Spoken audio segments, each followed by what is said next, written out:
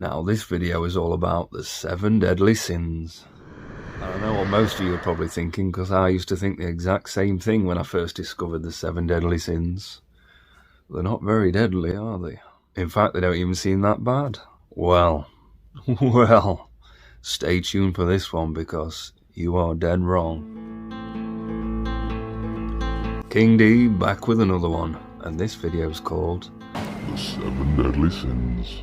Now, first off, I mean for me as well, when you think of sins, you think about something bad you're doing to somebody else, like stealing, lying, cheating, killing. Well, these 7 deadly sins, they are hurting somebody, and that somebody is you. So we're going to break them down now. Get ready for this one. So first off, we have lust. Now, what is lust? Well, it ain't love, let me tell you. It's shallow. It's a pursuit for something that's just really shallow and not pleasant, really, when you think about it. You think of it's just like instinct for bodily pleasure. It's like a drug, really, isn't it? I think a lot of people don't understand the difference between lust and love. There's people that are in a relationship just like that. Oh, he's the one, she's the one. You've known her 2 minutes, pal. You just got the hots for her, haven't you? And it's all about what that person can give to you. How can they serve you? Lust, it'd be sex. Oh yeah, I'd like to shag that. And there's no deep connection there, and it's not good. And like I said before, a woman with a high body count, her ability to pair bond and actually get a human connection with another human being is diminished massively the more she's been ran through. And I do think this is a slight issue for men as well, although not to the degree it is for women. And I think just living in that lustful sort of mindset is not a healthy one. No relationship is ever going to last, and you're never going to really experience what real love is.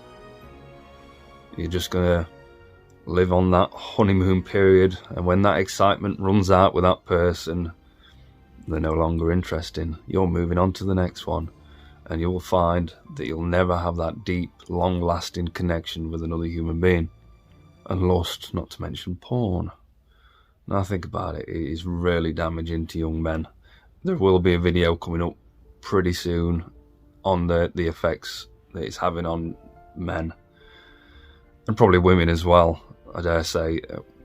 I'll probably look a bit more into this, but from my own observations I can already see that it is damaging women as well, and it's just not healthy. And I think to combat this, we've all got to be a bit more pure and take away that sort of distraction in our lives. Chasing lust is just not right, really. I know myself, at one time I was not looking for a human connection whatsoever, and I was sleeping around. It was a brief spell, to be fair, where I was just sleeping around with women and thought I was enjoying myself, but I quickly felt very hollow, and I quickly got bored of it as well. I thought, it's just some sort of dopamine chasing game. I thought, this is with people and myself as well, and I didn't feel good. I'd have felt a damn sight happier if I'd just found myself a good woman, settled down, loved her, and have her love me. But then maybe I had to go through it to know. And number 2, we've got Gluttony. And this one is, you're overeating and drinking and all these pleasures in life you're just constantly consuming because it feels good, doesn't it? And then you're getting fat, you're getting lazy with it as well, and you're just filling that quick fix. It's just a quick fix into all that food, and the crap food especially. And you are what you eat, and if you're eating shit, you're going to feel like shit. I mean, look around you. Most people are overweight nowadays, and this is because of gluttony. We're eating too much. We're eating far too much. Our bodies don't need all that, but we can't help ourselves, can we? So the key to combat this one is moderation. And just remember, your body is a gift that needs looking after. Don't abuse it. This is where people are getting diabetes and joint pain and all these other illnesses. It's mostly down to your food and your diet, and you're eating too much. Now, I had no idea of this one until I started doing the fasting, and I was like, wow, I feel 100 times better from not eating. I have more energy as well, and you think, oh, you need food for energy. No. I've had way more energy since I've been fasting than I ever had when I were eating 3, 4, 5 meals a day. 6 at one time. Next one's greed. I think this one's that selfish sort of nature where you just want more and more. You want all that money, you want this, that and the other. No regard for anybody else. And maybe you'll trample on people to get exactly what you want. Just more. And it's stuff you don't even need, really. I'd quite happily be rich, but if I had the power to help people with that money as well, then that's what I'm going to do. If I've got more money that's going to last me 5 lifetimes, I don't need all that, do I? And I think in this world in general, it is greed. I think the rich are getting richer, the poor are getting poorer. It is quite evident that. And it's the greed that's doing it. They don't need that money. They just like seeing the bank account get bigger and bigger, don't they? So I think to combat this one, we could all learn to be a bit more generous. And it makes you feel good too. I always get a really good feeling helping somebody else. And next up is sloth.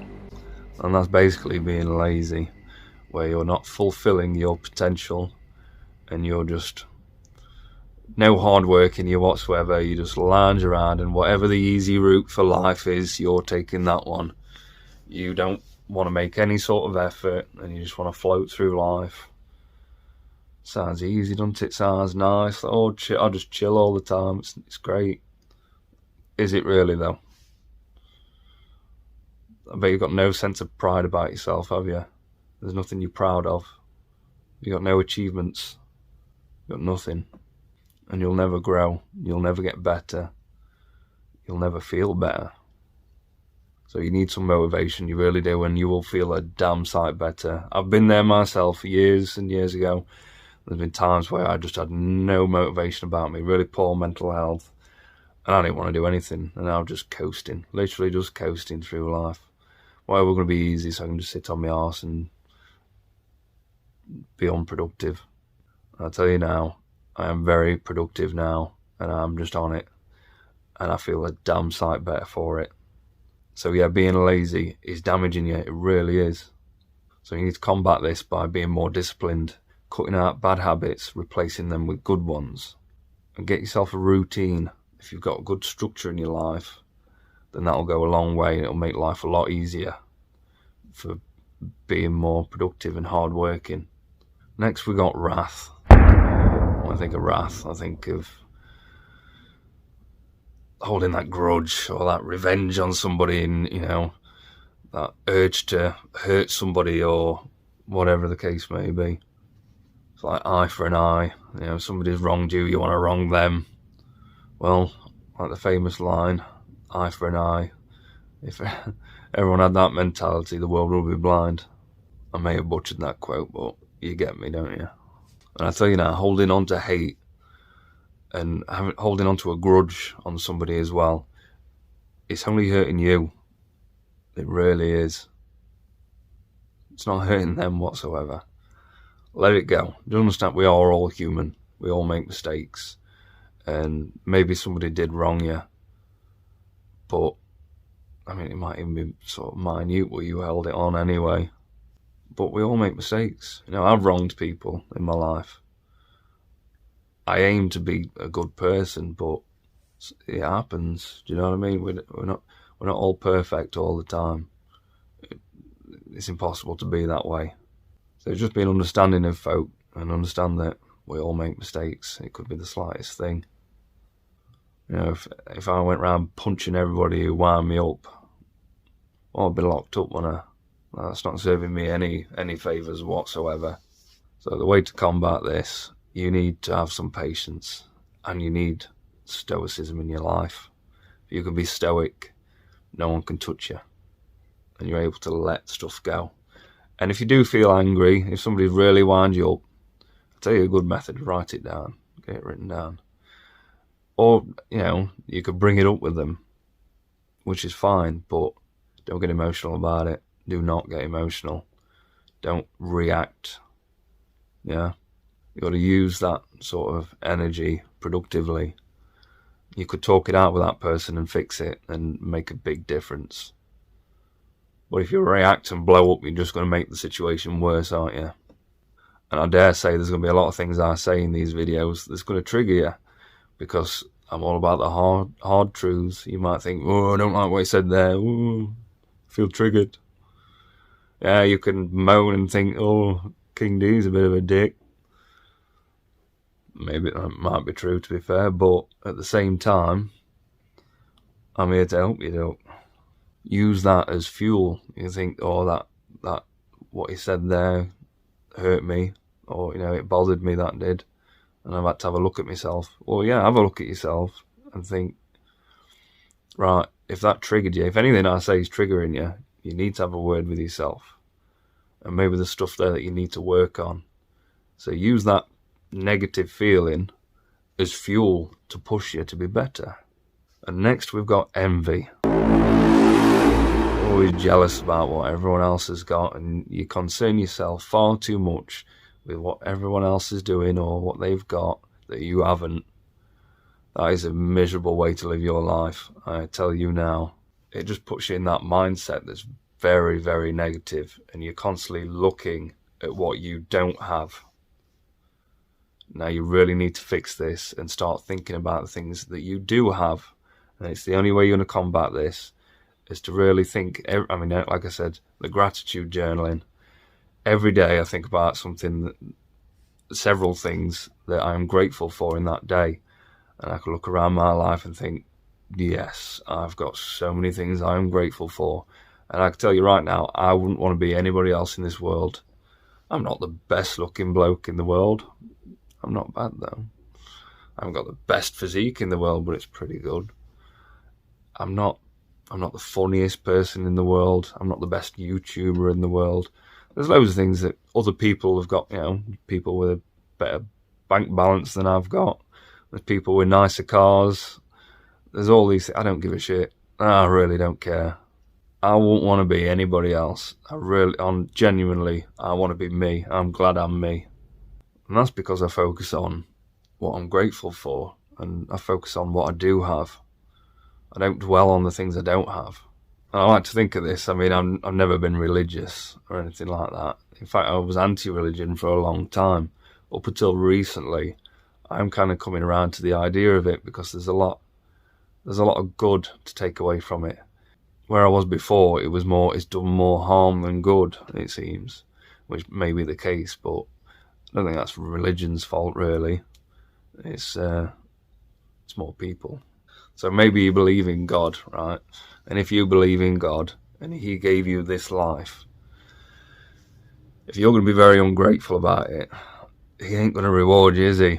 He's like, that ungrateful twat over there. We'll give him this, that and the other, and all he's doing is moaning because such and such has got this. Yet he's not working for it either. He's not doing anything to get what he wants. So, if there is a God, he's not going to favour you, is he?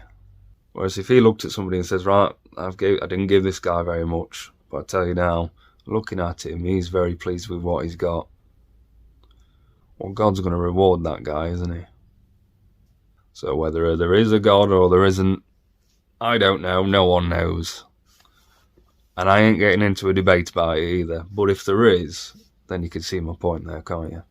And even if there isn't, it's a very good way to live your life. Being envious all the time, you're only hurting yourself. You really are. So be thankful for what you've got. And last but not least, we have pride. Now let's get to the bottom of this one, because you should be proud of yourself, and you should do things with pride and present yourself with pride as well. That is very important. But there's levels to this. Basically, if you've got an inflated sort of sense of your own achievements and you're all big-headed and you're bragging all the time, that's not any good. It's going to push people away from you. they ain't going to be interested in you whatsoever. And your pride can also get in the way as well.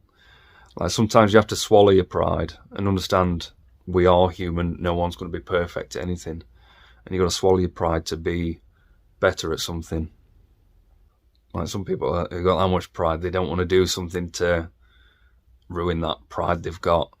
Whereas if they just put themselves out there, yeah, they could get knocked down, but it's the only way they're going to get better.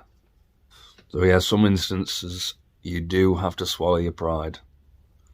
It's not easy sometimes, I know, but you will not grow otherwise. And the main takeaway from this one, and the best way to combat this one, is always be humble. I cannot stress this enough. Be humble, because you could reach the top, but it doesn't mean you're going to stay there. Yeah. Be humble, and like the video, and comment, why not?